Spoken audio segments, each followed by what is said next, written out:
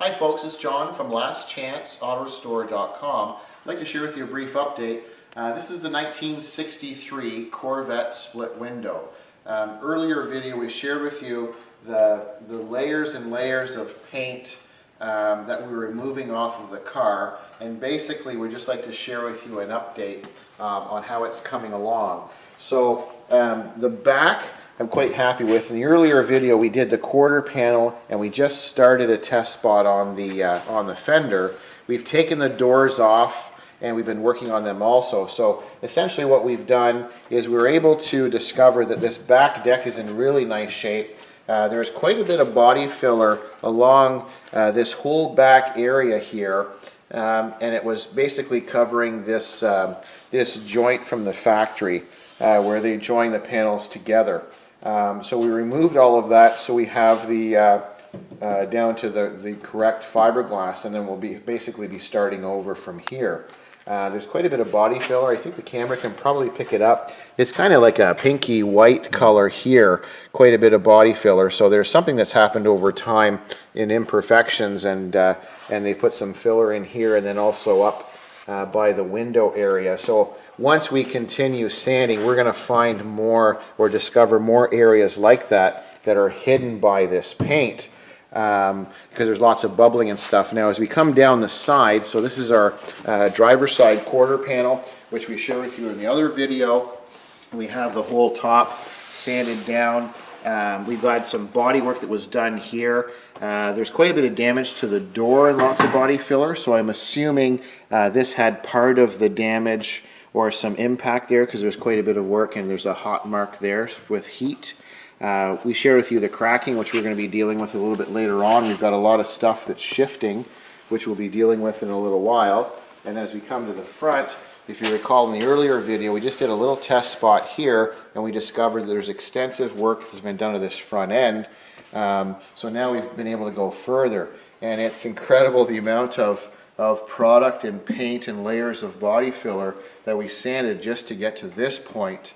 To give you an idea, it's pretty incredible. We have an ice cream container, and it's fairly large. I wish it would say how big it is, but if you look at this, this is over half full, and this is all of the sanding so far. That's how much body filler and paint, and I couldn't imagine how much that is in dollars when all of this product, and we don't even have, this is roughly, I would guess, half the car maybe? Not even half the car, and we already have that much product. So I'm not sure how big this pail is, but it's amazing. Normally what we do when we're sanding these, so we sand it and it's heavy and it's in the work area. We try to keep our work area clean, and then we normally sweep it up, and we typically have like a Folgers or a Maxwell House coffee container. And typically when we're done sanding a car, that's roughly about how much we would have in product. This is probably 10 times that amount, if not more. So it just goes to show, over the years, it's an incredible car, and very, very desirable. 63 Corvette split window is probably one of the most collectible cars. And from an assumption standpoint, you would assume that everybody would treat this car properly, and whenever you were going to do a body or paint job on it, that you would do it properly. You would remove the old lacquer, you would apply the correct primers, block sand everything out correctly before you applied paint. But unfortunately, this car's whole life just had layers upon layers of paint. And what's making the sanding process more difficult is, in most cases, they just painted over top of the previous coats of paint without applying any primer in between. And then you get chemical reactions, and then the paint becomes harder and harder, and it bonds to each other with little reactions in between. So it becomes very, very difficult. We can see there's some repairs have been done. It looks like there's been some sections that have been cut out. You can see this fiberglass here. We can see, I'm assuming those are going to be rivets down further. So we have some divots, and it's still quite thick in here. We've removed an incredible amount of body filler. You can see there's pink and there's this grayish color and then below that we have the green repair, and then we have different colors. So we got lots going on. So basically we removed majority of the body filler to kind of keep everything fairly smooth. You can see there's remnants of a bonding strip here in this one section, and then as we come around to the front, if we take a look at this whole top of the fender, this is extremely difficult to get into this area, and a tremendous amount of body filler here.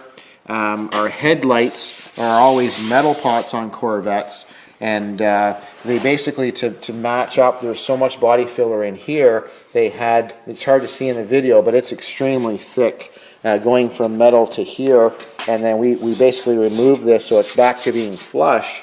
So this is almost the correct level, but it's so much thicker because they built everything up to try and get the headlights to match this front nose.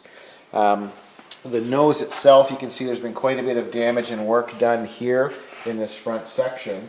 And then as we come along this side, you can see there's lots of body filler once again in this corner, up along this whole front piece, and then along this top lip. Now, this side, sorry, I'll move this step out of the way. This side, not quite as bad as the driver's side, but you can see there's been quite a few smaller repairs and patches done at different times. So we'll, continue working with that to strip it down further, to discover exactly where we are, because it appears that this whole front clip or front section of the Corvette has been replaced with a different one, I'm assuming.